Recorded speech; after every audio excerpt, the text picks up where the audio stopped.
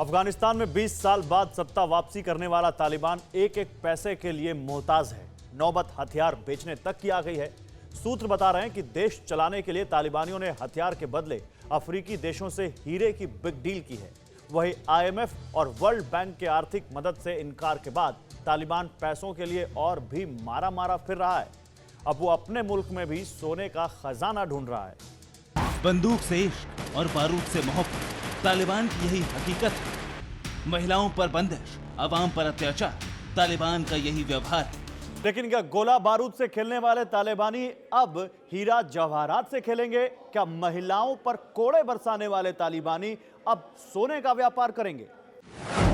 आखिर अमेरिकी हथियारों के बदले हीरे का बिजनेस क्यों कर रहा है तालिबान? क्या सोने का खजाना बेचकर अफगानिस्तान को मालामाल करेगा तालिबान? सुनने में यह सब कुछ काफी अटपटा लग रहा होगा, लेकिन है बिल्कुल सच। बारूदों से प्यार करने वाला तालिबान इस वक्त पैसे पैसे के लिए मोहताज है। चीन, पाकिस्तान की शह पर और हथियारों के बल पर तालिबान ने अफगानिस्तान पर कब्जा तो जमा लिया, लेकिन अब देश को चलाने के लिए उसके पास पैसे नहीं है। तालिबान हुकूमत इस वक्त आर्थिक संकट का सामना कर रही है। इसलिए तालिबान ने दूसरे देश से हथियारों की डील शुरू कर दी। जो लाखों अमेरिकी हथियार तालिबान के हाथ लगे थे, अब इंटरनेशनल ब्लैक मार्केट में उसकी बोली लग रही है। सूत्रों के माने तो तालिबान इस समय बड़ी मात्रा में अफ्रीकी देशों को हथियार मुहैया करा रहा है। लेकिन दिलचस्प बात यह है कि तालिबान आर्थिक तंगी को दूर करने के लिए पैसों की जगह इन देशों से हीरे का सौदा कर रहा है। इसके पीछे तालिबान का मकसद ये है कि अफ्रीका के खदानों से निकलने वाला हीरा अच्छी क्वालिटी का माना जाता है और यहाँ के हीरे दुनिया भर में मशहूर हैं। सूत्रों की माने तो तालिबान अमेरिकी हथियारों के बदले अफ्रीकी देशों से हीरा ले रहा है और इन हीरों की वो अपने हिसाब से मुंह मांगी कीमत तय करेगा, फिर इसे दूसरे देशों को बेचेगा। यानी तालिबान हीरे की बिक्री को ही अपनी कमाई का अहम जरिया बनाना चाहता है। अब सवाल उठता है कि आखिर तालिबान को ये सब क्यों करना पड़ रहा है? तो उसकी तस्दीक ये तस्वीरें कर रही हैं। अफगानिस्तान में तालिबानी कब्जे के बाद लाखों लोगों की नौकरी चली गई, लाखों महिलाएं बेरोजगार हो गई। राजधानी काबुल में लोगों को 2 वक्त का खाना मयसर नहीं हो रहा है। भुखमरी से बचने के लिए लोग अपने घरों के सामान बेच रहे हैं।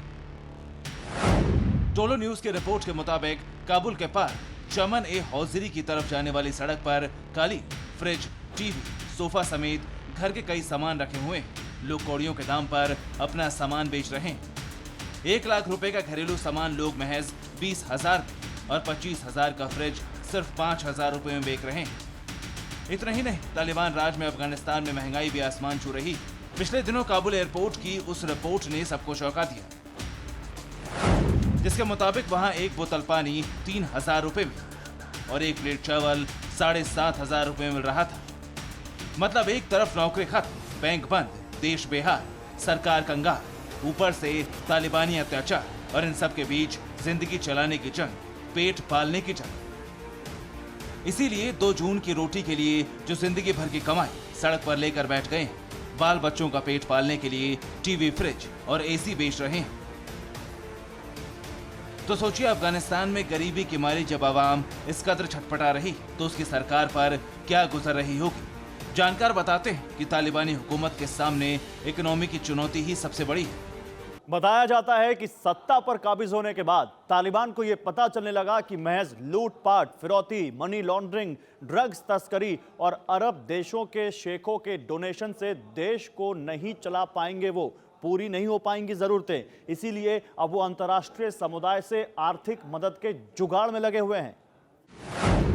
आपको बता दें कि ड्रग्स की तस्करी और दूसरे गैरकानूनी तरीकों से तालिबान की कुल आमदनी 3 बिलियन यानी 300 करोड़ थी, जो कि देश चलाने के लिए काफी नहीं। तालिबान का ये पैसा कतर के बैंकों में जमा है और इस पर अमेरिकी खुफिया एजेंसी CIA की नजर है। इसीलिए अब तालिबान अमेरिकी हथियार बेचकर देश चलाने के लिए पैसा जुटा रहा है।